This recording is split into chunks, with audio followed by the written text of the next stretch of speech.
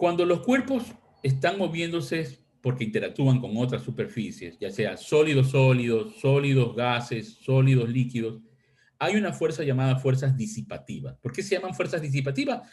Porque básicamente estas restan energía a los cuerpos, ¿no? Consumen energía. Y toman nombres como fricción, como fuerzas de arrastre, eh, fricción de rodamiento, etcétera. Entonces vamos primero a analizar este tipo de fuerzas disipativas de fricción entre superficies sólidas, ¿no? Entre cuerpos sólidos. Por ejemplo, la superficie del trineo con el suelo. Los dos son sólidos, ¿no? Entonces, si este cuerpo, el trineo, se desliza sobre esta capa de hielo, entonces hay una fricción que le ofrece el piso al cuerpo, que se opone al movimiento. Y ese tipo de fricción, cuando hay un movimiento relativo entre las partes, se llama fricción cinética. ¿Ya? Fricción cinética. Hay otro tipo de fricción que no hay movimiento relativo, por ejemplo, entre las patas de la rana y esta colina y el suelo, la tierra, ¿no? Entonces, si esta está ahí sentada, claro, aquí hay un plano inclinado, hay una fuerza gravitacional, hay una componente del peso a lo largo que intenta bajarlo, ¿no? Suponga que esta rana estuviese sobre una superficie dura con aceite, por mucho que tenga esas adherencias en sus patas, ¿no? Se resbalaría la rana, no podría contenerse. Pero si lo logra hacer es gracias a que existe una fricción, una adherencia entre sus patas y la tierra. A esa fricción se le denomina fricción estática cuando no hay movimiento relativo. Ok.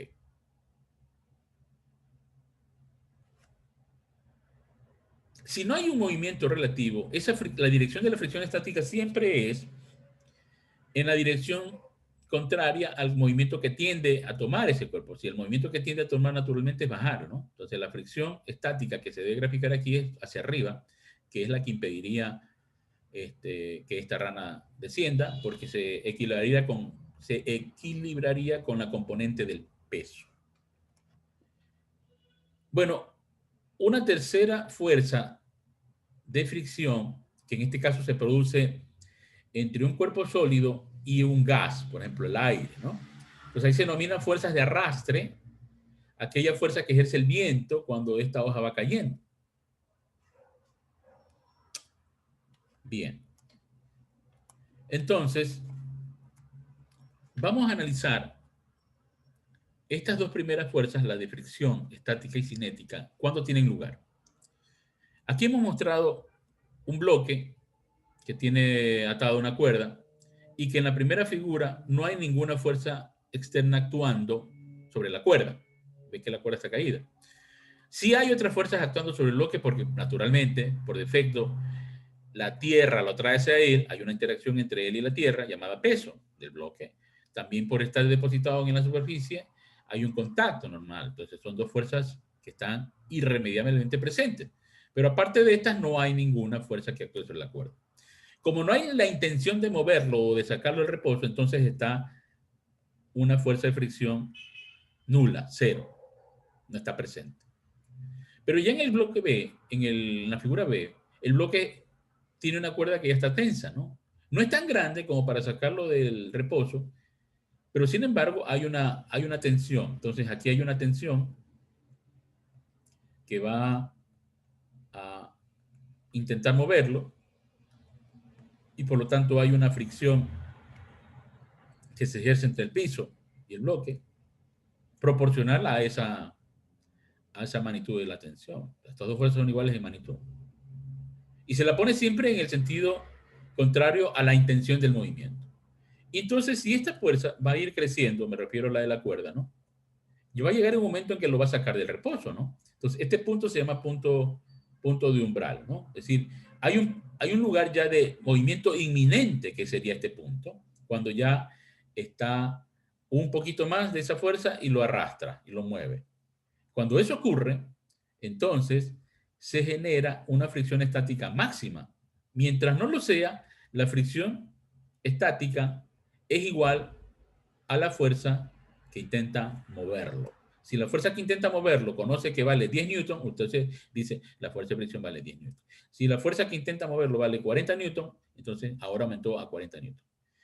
Si llega a su máximo, entonces en ese momento la fricción estática toma el valor máximo justo cuando está a punto de moverse. Y solo allí, en esa condición de movimiento inminente, la fricción estática se la define como el producto del coeficiente de rozamiento estático, esta letra griega se llama mu, sub S de estático, por la normal, por esta fuerza normal.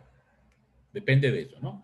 De las características de adhesión entre las superficies que están en contacto y de la fuerza normal. De eso depende esta fuerza máxima.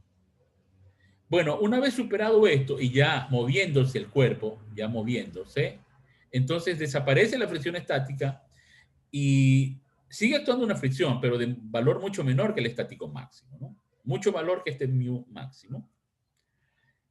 Entonces esa fricción cinética que es, sigue estando actuando en dirección contraria al movimiento, cuyo valor es proporcional a lo normal, pero el coeficiente de fricción es otro, es el coeficiente de fricción cinético.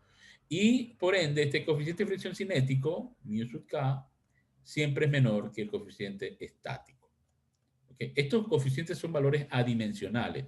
Fíjense que este coeficiente, que es adimensional, es una relación entre la fricción, entre la fuerza de fricción, ya sea estática o cinética, y la fuerza normal. Es siempre una relación. Por lo tanto, si esto es Newton, esto es adimensional. ¿De acuerdo? Entonces, la fuerza de fricción es una fuerza paralela a la superficie de contacto, que en este caso la cinética y la estática están siempre en dirección contraria al movimiento o a la intención del movimiento, y cuyo valor máximo de la fricción estática ya dije que es el coeficiente estático por la normal, mientras que el cinético es mu sub k por la normal. Aquí tenemos una tabla en donde se pueden comparar, por ejemplo, para superficies a 0 a 0, el valor del coeficiente estático es más alto que el cinético. Siempre va a observar que el valor estático es más alto que el cinético. Pero no significa que los coeficientes sean siempre menores que 1, ¿no? Por ejemplo, aquí hay un valor mayor que 1 en el estático, ¿sí? Por ejemplo, cuando ya hay superficies como de alta adherencia, por ejemplo, los neumáticos, depende del relieve, ¿no? Y del caucho, que son valores que son muy superiores a 1. Ok.